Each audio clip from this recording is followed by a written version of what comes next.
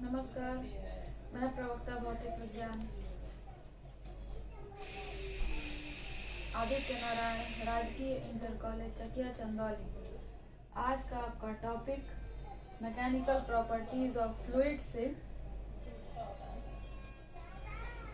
Viscosity है, जिसको हम श्यानता भी कहते हैं। तो आज आप पढ़ेंगे विस्कोसिटी, श्यानता क्या है, और Stokes law, terminal velocity, Reynolds number और रेनॉल्ड्स नंबर। सबसे पहले हम जानते हैं कि विस्कोसिटी क्या है। तो विस्कोसिटी क्या है?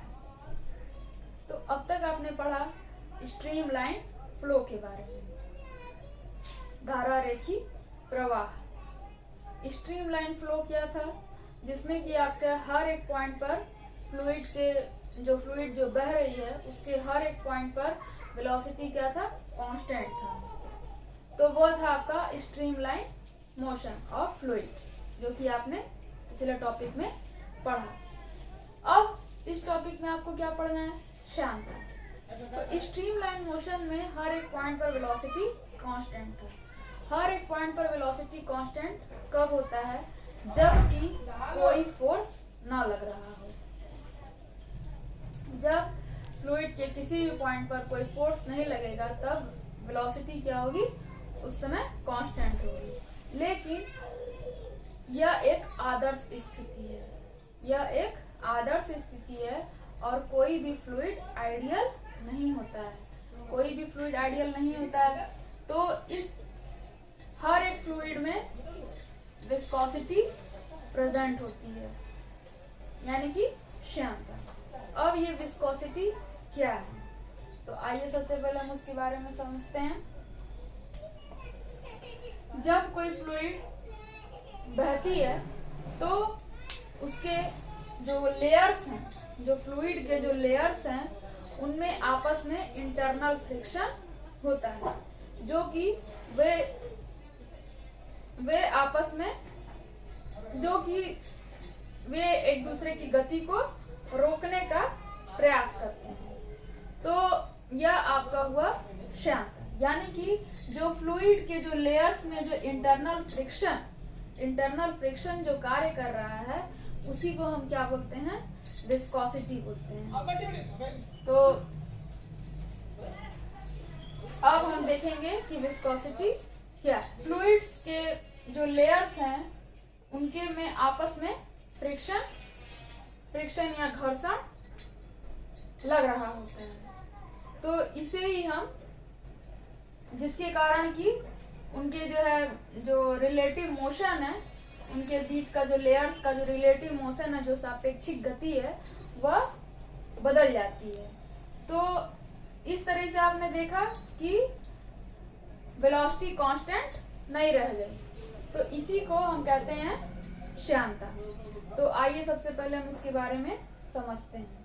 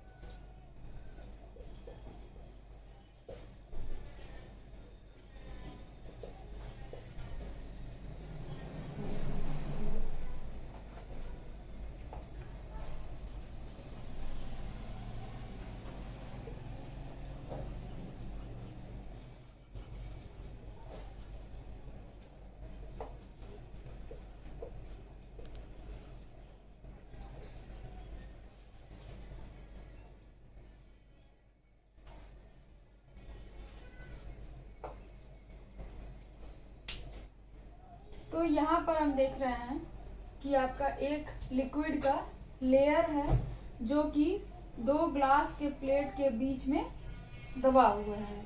और हम क्या करते हैं कि इस जो ये कांच की जो पट्टी है, जो ये ग्लास प्लेट है, उसको हम राइट डायरेक्शन में, मतलब राइट हैंड के डायरेक्शन में इसको हम आगे बढ़ाते हैं, यानी कि इस पे फोर्स अप्लाई करते हैं F।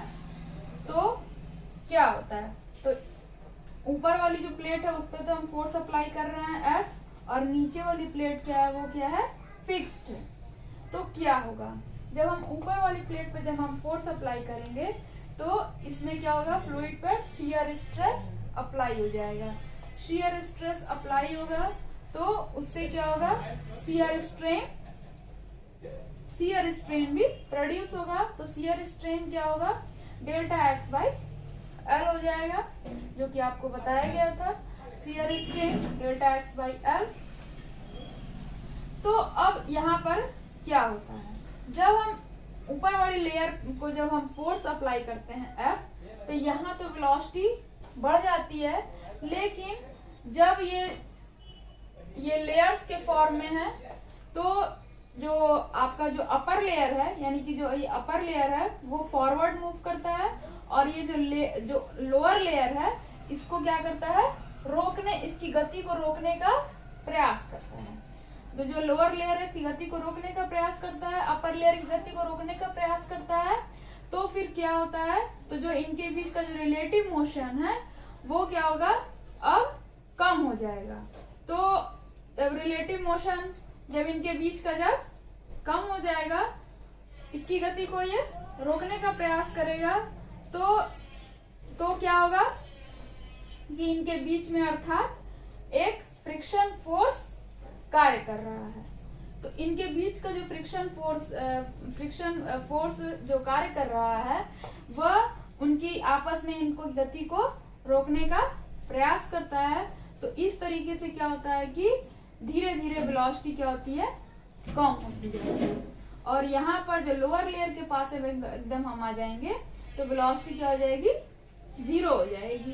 तो इस तरीके से अब हम यहाँ पर देखेंगे कि जब हम इस पर हम शियर स्ट्रेस अप्लाई करते हैं, तो ये देखिए, ये आपका सबसे पहला ये जो लेयर है ABCD। अब हम यहाँ पर क्या किए हैं, फोर्स अप्लाई किए हैं। तो अब इस लेयर की पोजीशन क्या हो गई है, ये AEFD हो गई है।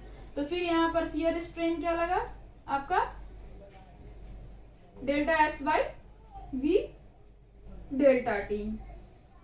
और ये डेल्टा T टाइम तक हमने इस पर जो है ये फोर्स अप्लाई किया था। तो इसमें जो शियर स्ट्रेन होगा,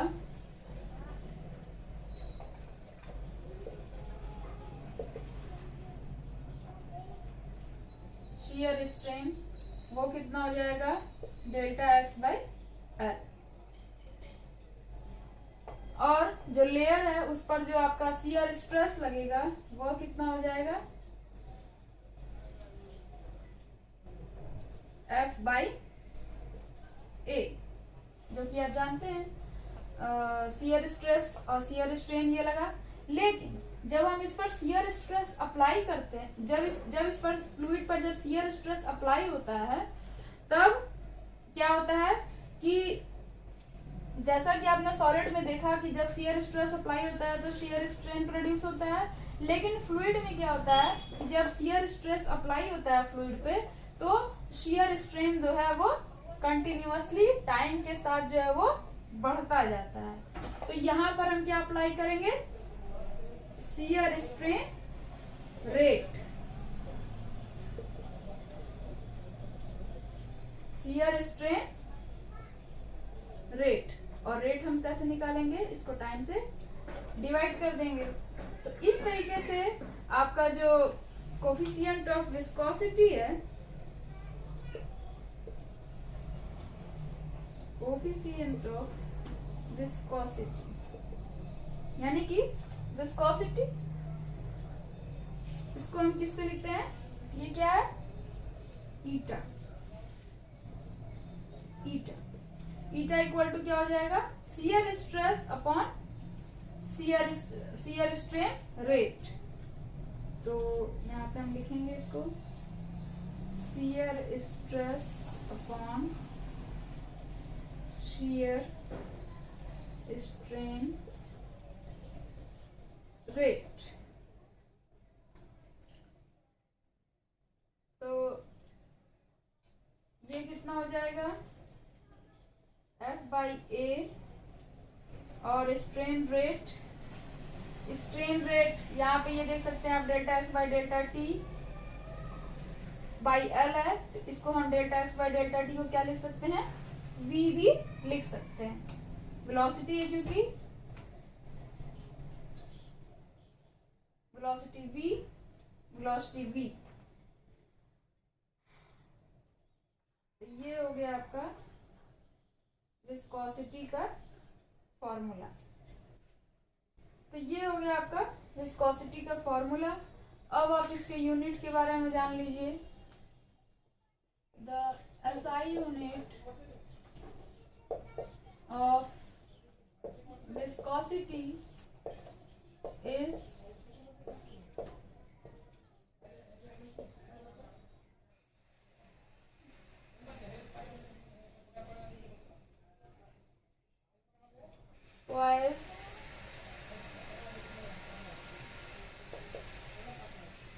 पॉइज़ोली, या फिर इसको हम बोलते हैं PL, या फिर इसको हम पॉइज भी बोलते हैं, simple SI unit पॉइज़ोली, poise.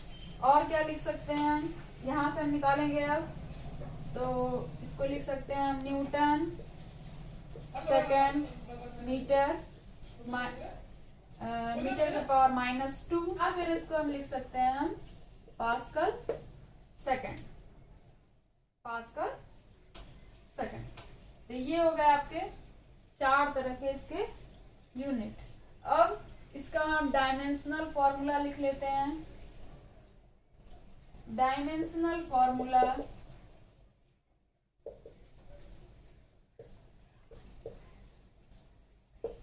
For viscosity is T-1। अब हम देख लेते हैं कि विस्कोसिटी किसका ज़्यादा हाई रहता है। तो जैसे आपका वाटर हुआ, अल्कोहल हुआ, इनकी विस्कोसिटी क्या है, कम है। और जैसे कि आपका हनी हुआ, उसकी विस्कोसिटी वाटर की अपेक्षा ज़्यादा है, क्योंकि उनके लेयर्स के बीच में ज़्यादा फोर्स लगता है। तो यहाँ पर भी अगर हम ऑयल को रखें या फिर हनी को रखें, तो जाहिर सी बात है कि हनी की विस्कोसिटी ज़्यादा होगी और ऑयल की विस्कोसिटी कम होगी हनी के मुकाबले। तो इस तरीके से आपने देखा। अब आप देखते हैं कि रिलेटिव विस्कोसिटी क्या है।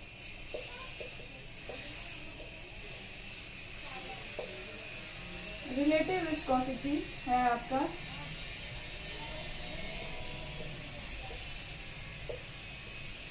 रिलेटिव विस्कोसिटी, किसी भी पदार्थ की विस्कोसिटी अपॉन वाटर की विस्कोसिटी क्या है, आपकी रिलेटिव विस्कोसिटी है। अब जैसे कि ब्लड की हमको रिलेटिव विस्कोसिटी निकालनी है, तो यहाँ पर हम ब्लड की विस्कोसिटी लिखेंगे अपॉन वाटर की विस्कोसिटी, और उसमें हम टेम्परेचर का भी ध्यान रखते हैं। और ये देखते हैं कि जो लिक्विड की जो विस्कोसिटी है वो टेम्परेचर के साथ घटती है, और यहाँ पे लिख देते हैं the viscosity of liquid decreases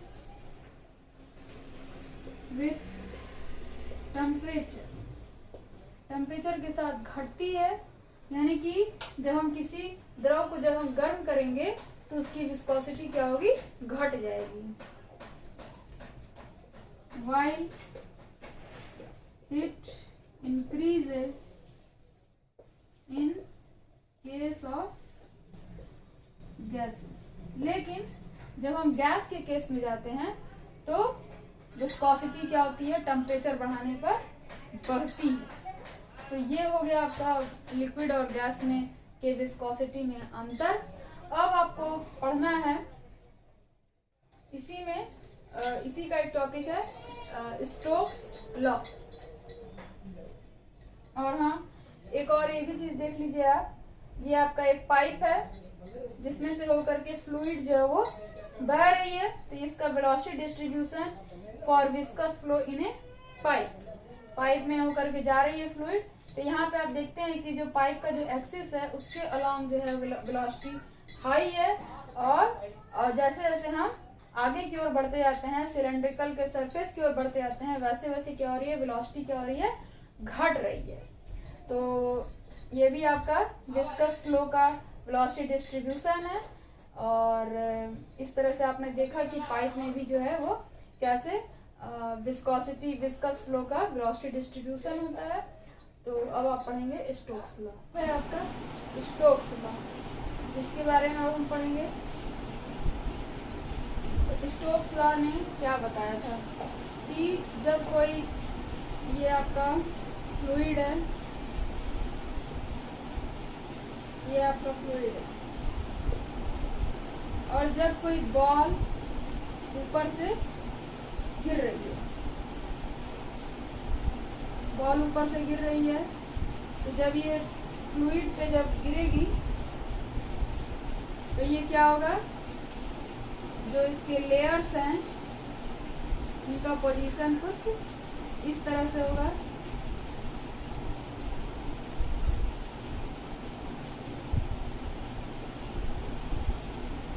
तो ये जो बॉल है ये लेयर्स को अपनी ओर खींचेगी। जब ये फ्लूइड के नीचे गिरेगी तो ये लेयर्स को अपनी ओर खींचेगी। तो इस तरीके से क्या होता है कि इस बॉल पर एक रिटार्डिंग फोर्स लगता है। रिटार्डिंग फोर्स का मतलब ये है कि मंदक बल, यानी कि जो इसकी गति को कम करने का प्रयास करता है। तो रिटार्डिंग फोर्स इस पर ऊपर की तरफ लगेगा और वेलोसिटी जो है वो इसके नीचे की तरफ है। तो स्टोक्स एक साइंटिस्ट थे जिन्होंने यह बताया था कि यह जो आपका जो ये रिटार्डिंग फोर्स है, या फिर इसको हम बोल सकते हैं कि विस्कस फोर्स बोल सकते हैं, वह कितने के बराबर होता है। यह उन्होंने एक्सपेरिमेंटली निकाला था। तो जो आपका ये विस्कस फोर्स है,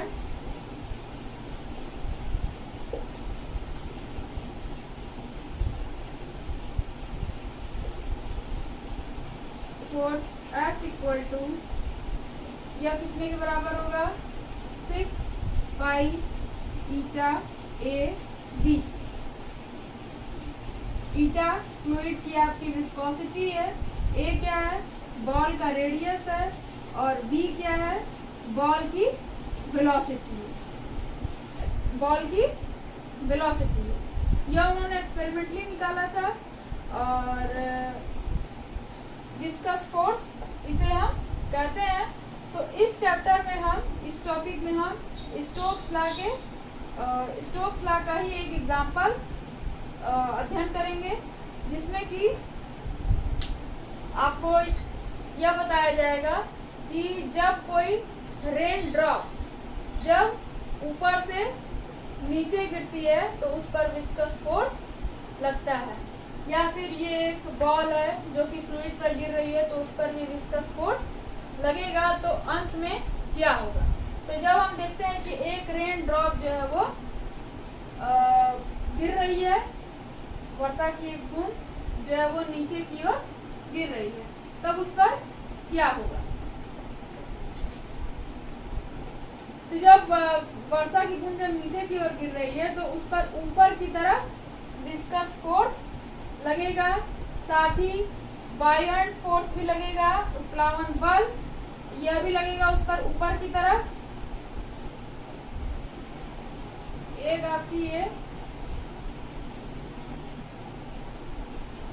आपकी ये वर्षा की बूंद जो है वो ऊपर से नीचे की तरफ गिर रही है, तो उस पर क्या होता है, एक्सीलरेशन लगता है, acceleration due to gravity, acceleration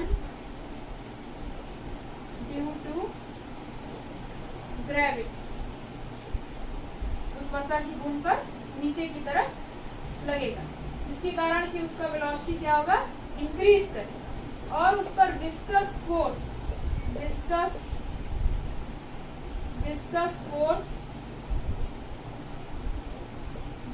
force और प्लस बॉयंट फोर्स यानी कि प्लावन बल ऊपर की तरफ लगेगा।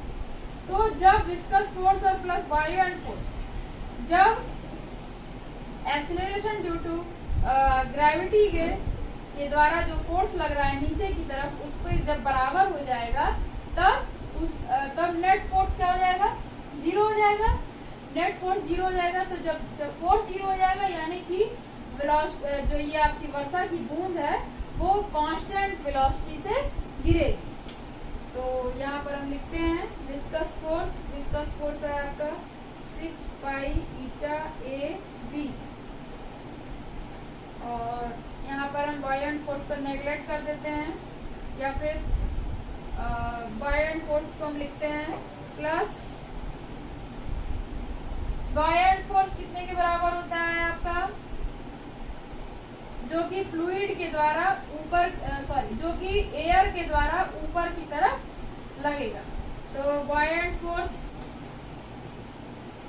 4/3 पाई ए क्यूब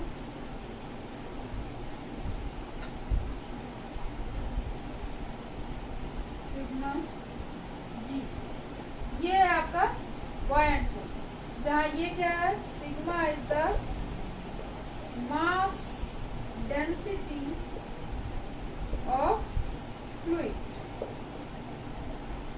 यह कितने के बराबर है,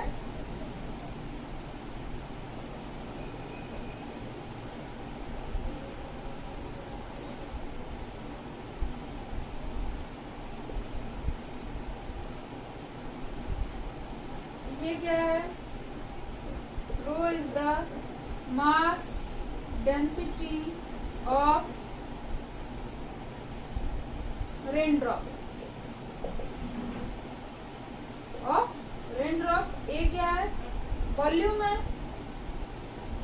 ए क्या है, उसका रेडियस है रेन ड्रॉप का, और यह जो है दोनों बराबर हो गए।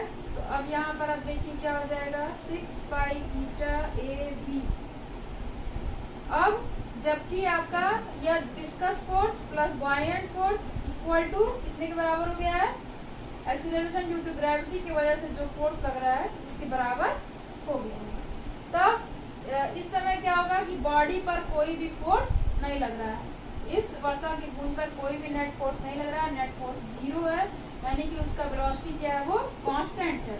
तो यहाँ पर हम v को क्या रखेंगे, t, vt, अर्थात vt को हम क्या बोलेंगे, टर्मिनल वेलोसिटी या फिर सीमांत वेग। तो अब हम इसको निकालते हैं, 4/3 pi a cube sigma minus sigma g, ये हो गया। अब हम इसको प्रूफ करते हैं। अब हम यहाँ निकालेंगे वीटी इक्वल टू क्या हो जाएगा, वीटी इक्वल टू यहाँ पर हो जाएगा आपका 2/9। अब ये इधर की तरफ जाएगा तो ये हो जाएगा आपका a² सिग्मा माइनस सिग्मा जी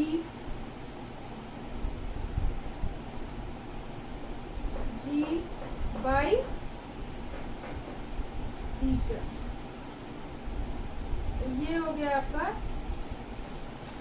टर्मिनल वेलोसिटी।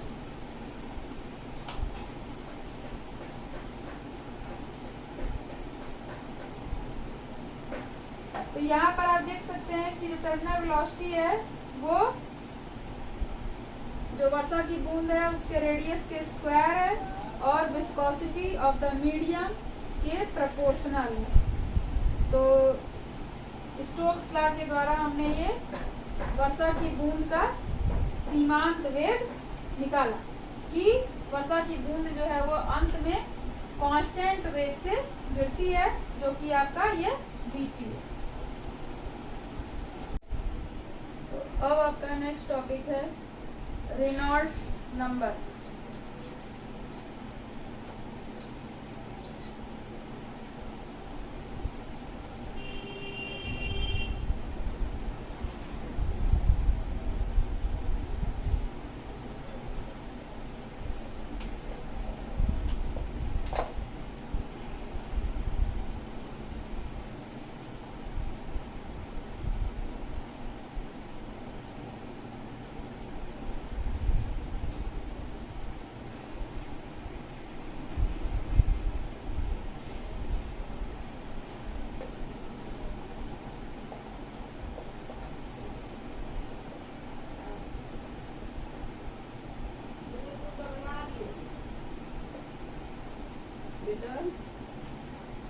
तो ये आपका नेक्स्ट टॉपिक है रेनॉल्ड्स नंबर, क्रिटिकल वेलोसिटी। अभी तक आपने फ्लूइड के स्टेडीनेस और ऑर्डरलीनेस को पढ़ा, जिसमें कि आपने देखा कि फ्लूइड कैसे ऑर्डरली फ्लो करता है, लैमिनार फ्लो में फ्लो करता है, लेयर्स के फॉर्म में फ्लो करता है, और टर्बुलेंट फ्लो को भी देखा, जो कि जिसमें कि उसमें कोई भी धारा रेखी प्रवाह नहीं होता है, एक ही लाइंस में मोशन नहीं करते हैं फ्लूइड्स, यानी कि वो कौन सा मोशन हुआ, टर्बुलेंट फ्लो हो गया। इसको भी आपने पढ़ा। तो अब क्रिटिकल वेलोसिटी क्या होता है? जब आपका फ्लूइड जो है वो स्टेडी या फिर ऑर्डरलीनेस बिहेव करता है, तो उस समय उसका कोई वेलोसिटी होता है उस फ्लूइड का। और जब वह एक टर्बुलेंट मोशन करता है, यानी कि टर्बुलेंट फ्लो करता है, तब उस समय उसका जो भी एक वेलोसिटी होता है, तो उस क्रिटिकल वेलोसिटी वो होता है जो कि लैमिनार फ्लो और टर्बुलेंट फ्लो के बीच का डिफरेंस क्रिएट करता है। वही क्या है आपका क्रिटिकल वेलोसिटी। तो ऑसबॉर्न रिनॉल्ड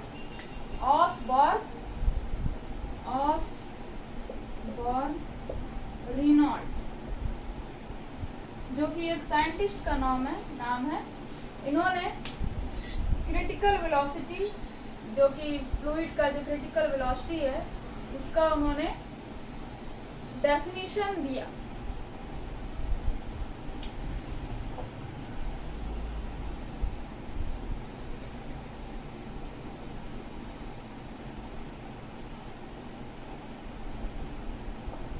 VC यानी कि आपका ये आपका क्रिटिकल वेलोसिटी है,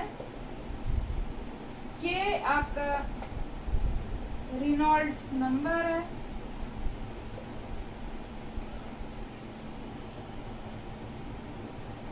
ईटा आपका कोएफिशिएंट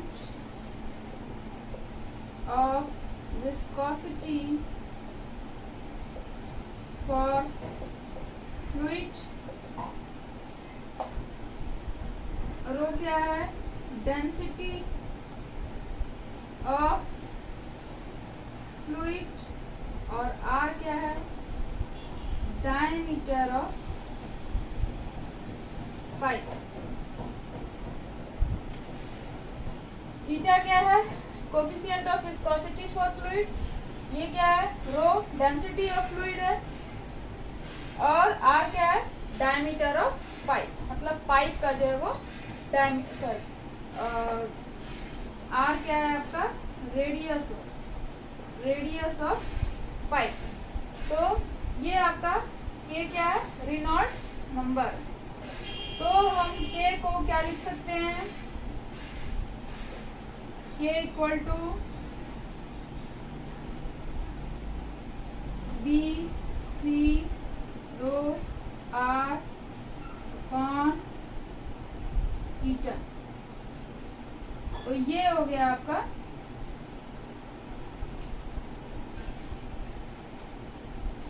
ये हो गया आपका रेनॉल्ड्स नंबर। अब ये फॉर्मूला कैसे आया, ये उन्होंने एक्सपेरिमेंटली फाइंड किया था। इसको हम डायमेंशनल फॉर्मूला से भी इसको हम देख सकते हैं। डायमेंशनल फॉर्मूला से भी इस एक्सप्रेशन को डिराइव कर सकते हैं। तो यहाँ पर हम देखते हैं वी सी इक्वल टू कितना था आपका के ईटा ए। डायमेंशनल फॉर्मूला से हम निकाल रहे हैं ये। तो आपको बता दिया जा चुका है कि डायमेंशनल एनालिसिस से हम कैसे फॉर्मूले को डिराइव करते हैं। इसमें हम ये देखते हैं कि क्रिटिकल वेलोसिटी जो है वो किस किस क्वांटिटी पर डिपेंड कर रहा है, उसके अकॉर्डिंगली हम ए बी सी का घात लगाते हैं। अब हम इसको डायमेंशनली फॉर्म में लिखेंगे, यानी कि एल टी माइनस 1, फिर आपका ईटा की जो डायमेंशनल फॉर्मूला था M L minus 1 T minus 1 ए, फिर रो का आपने देखा था कि M L minus 3 B C का एल, ये हो गया। फिर आप इसको क्या लिख सकते हैं एम ए प्लस बी, फिर इसी तरह से एल को क्या लिख सकते हैं minus A minus 3b plus सी, और टी को क्या लिख सकते हैं माइनस ए। अब हम इससे इसको देखेंगे तो a plus B equal to 0 हो गया, minus A minus 3b equal to L को एल से देखेंगे तो यहाँ पर एक घात है तो एक लिख दिए, फिर minus a plus 3b plus C equal to 1, फिर इसी तरह से minus a equal to minus 1, यानी कि a इक्वल टू 1 हमको प्राप्त हुआ और b इक्वल टू माइनस 1 हमें प्राप्त हुआ। अब हम इसमें रख देंगे तो 1 माइनस 1 प्लस 3b प्लस सी, सॉरी b की वैल्यू माइनस 1 थी इक्वल टू 1, यानी कि c इक्वल टू हमें क्या प्राप्त हो जाएगा ये प्लस 2 माइनस 3 हो जाएगा, यानी कि माइनस 1 हमको प्राप्त होगा। अब हम सारी की सारी वैल्यूज को रखेंगे, यानी कि बी सी इक्वल टू के ईटा पर ए का पावर था यानी कि 1, फिर इसी तरह से रो बी माइनस 1, फिर सी यानी कि आर माइनस 1, यानी कि बी सी इक्वल टू हमें क्या प्राप्त होगा के ईटा अपॉन रो आर। ये देखिए आपको ये डायमेंशनली ये फॉर्मूला निकल चुका है, और जो रेनॉल्ड्स नंबर है वो एक नंबर है, इसका कोई भी यूनिट नहीं होता है और इसका कोई भी डायमेंशनल फॉर्मूला भी नहीं होता है। अब रेनॉल्ड्स नंबर को हम कैसे डिस्क्राइब करेंगे, तो रेनॉल्ड्स नंबर क्या बताता है। अब ये देखिए रेनॉल्ड्स नंबर से क्या हमको पता चलता है, अगर जो आपका रेनॉल्ड्स नंबर है वो अगर 1000 से कम है, that means fluid flow is streamline और लैमिना, यह इस समय क्या है लैमिना फ्लो। अब फ्लो जो है वो कब टर्बुलेंट हो जाएगा, जब k की वैल्यू 2000 से ज़्यादा हो जाएगी, तो इस समय फ्लो इज टर्बुलेंट हो जाएगा। और फ्लो जो है आपका फ्लो इज टर्बुलेंट और स्ट्रीमलाइन के जब बीच में है, यानी कि अनस्टेडी है, तो ये कब होगा जब k की वैल्यू 1000 से अधिक हो और 2000 से कम। तो इस तरीके से हम रेनॉल्ड्स नंबर से ये बता सकते हैं कि जो आपका फ्लूइड का जो फ्लो है वो स्ट्रीमलाइन है अथवा टर्बुलेंट है। तो यह रेनॉल्ड्स ने बताया था। और जैसे कि ऑयल है, ऑयल या फिर वाटर, अगर वो सेम पाइप से गुजर रहे हैं, ऑयल की डेंसिटी भी अलग है, विस्कोसिटी भी अलग है। और अगर यदि आपका वाटर है, वाटर की विस्कोसिटी भी अलग है, डेंसिटी भी अलग है, दोनों अलग अलग पाइप से गुजर रहे हैं, ऑयल या फिर ऑयल और वाटर। अगर वो पाइप का जो ज्योमेट्रिकल है वो सेम है, ज्योमेट्रिकल एरिया, ज्योमेट्रिकल शेप अगर सेम है, तो उनमें टर्बुलेंस जो है वो क्रिएट होगा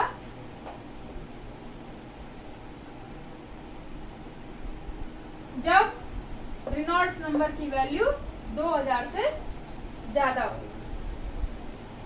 यानी कि ऑयल और वाटर, अगर हम कुछ भी ले लेते हैं, ऑयल या फिर वाटर, बस जो रेनॉल्ड्स नंबर है वह ज्योमेट्रिकली एरिया पर, ज्योमेट्रिकल शेप पर डिपेंड करता है।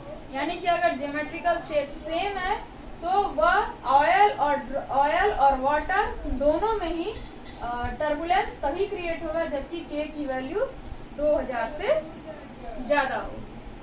तो इस तरीके से आपने देखा कि रेनॉल्ड्स नंबर से हम बहुत चीजें डिजाइन करते हैं, जैसे कि एरोप्लेन हुआ और आपका शिप हुआ। इन सब चीजों को रेनॉल्ड्स नंबर का यूज करके हम इनको डिजाइन करते हैं। अब रेनॉल्ड्स नंबर को हम एक और तरीके से भी लिख सकते हैं।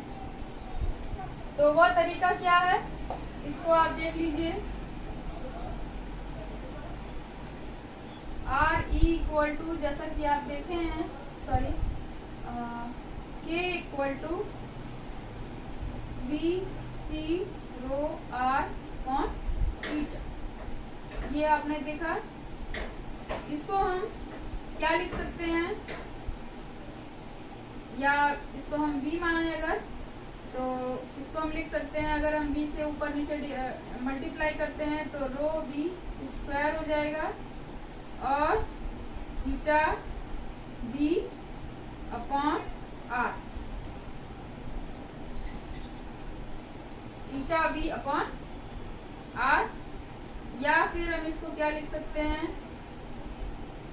रो B स्क्वायर A, एरिया से हमने डिवाइड किया तो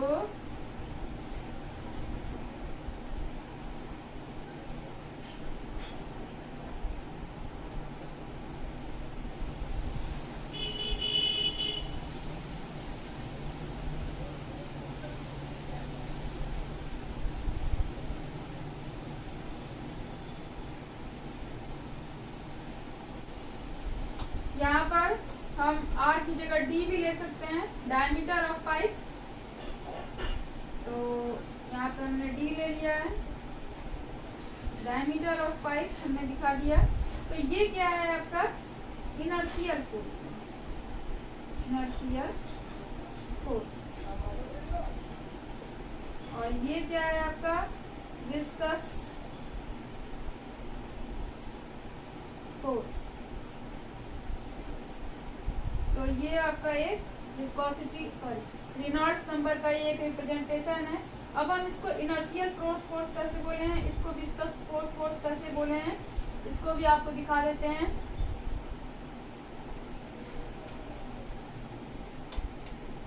जैसा कि इनर्शियल फोर्स हमने इसको बोला rho V square A equal to inertial force.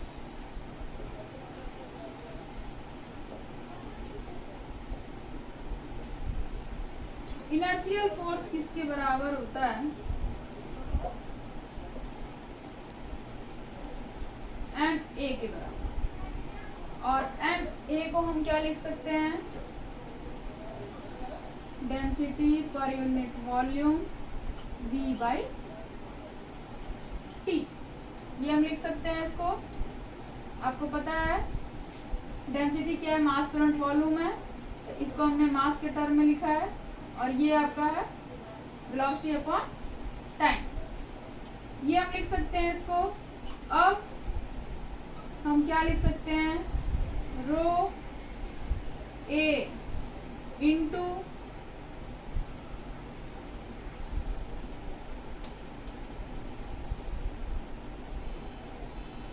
Row A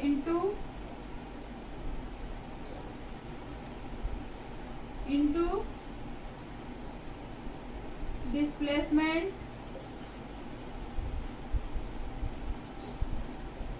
upon time into, ये एक्चुअली v है, वेलोसिटी है, ये आपका वॉल्यूम है। तो रो ए, इसको हम क्या लिख सकते हैं, वेलोसिटी है ये, तो इसको हम क्या लिख सकते हैं, रो ए v स्क्वायर। हमने वॉल्यूम को दो पार्ट में डिवाइड कर दिया, एरिया इंटू डिस्प्लेसमेंट कर दिया है, तो अपॉन टाइम किया है। तो इस तरीके से आपका इनर्शियल फोर्स किसके बराबर आ गया, रो ए वी स्क्वायर के। अब आपका विस्कस फोर्स है, तो विस्कस फोर्स के बारे में भी आप देख सकते हैं।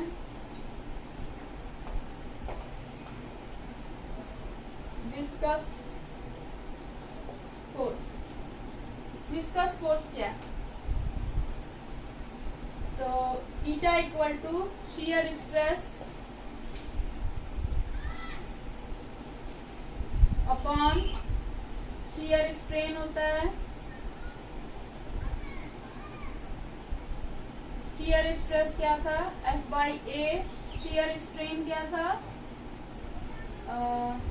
X by l into t. तो इसको हम क्या लिख सकते हैं, F l t upon a into x equal to eta. अब F इक्वल टू हम क्या लिख सकते हैं, eta a x upon l into t. और ये देखिए आपका, तो eta x by T B के बराबर हो गया, ए अपॉन, ये आपका एल हमने यहाँ रखा था और यहाँ पर हमने डी रखा है, तो इससे कोई फर्क नहीं पड़ने वाला। तो ये आपका हो गया विस्कस फोर्स। तो इस तरीके से आपको रेनॉल्ड्स नंबर को इस फॉर्म में भी लिखा जा सकता है, inertial force upon viscous force. ये हमने आपको दिखा दिया। अब आप देखिए कि टर्बुलेंस जो है वो उसका बहुत जगह यूज भी है। टर्बुलेंस का कहाँ यूज है, जैसे कि आप मिक्सर में जब किसी मिल्क शेक बनाते हैं तो उस समय टर्बुलेंस फ्लूइड में फ्लो होता है, टर्बुलेंस मोशन होता है उस समय मिक्सर में, जो कि चीज़ों को मिक्स करता है। और इस तरह से, तो इस तरीके से जो मिल्क शेक जो है वो बनकर तैयार हो जाता है। अब इसी तरह से आपका एग है, एग को जब आप बीट करते हैं, मिलाते हैं, तो उस समय भी उसमें टर्बुलेंट फ्लो होता है, फ्लूइड्स में फ्लो करता है टर्बुलेंट फ्लो। तो उस समय आपका जो है वो एग्स को मिलाने का काम करता है। तो टर्बुलेंस बहुत जगह अच्छा भी काम करता है, जैसा कि आपने देखा। तो ये था आपका रेनॉल्ड्स नंबर। आपको रेनॉल्ड्स नंबर को दो तरीके से डिफाइन भी किया गया। और अब आपका नेक्स्ट टॉपिक है सरफेस टेंशन, पृष्ठ तनाव। धन्यवाद।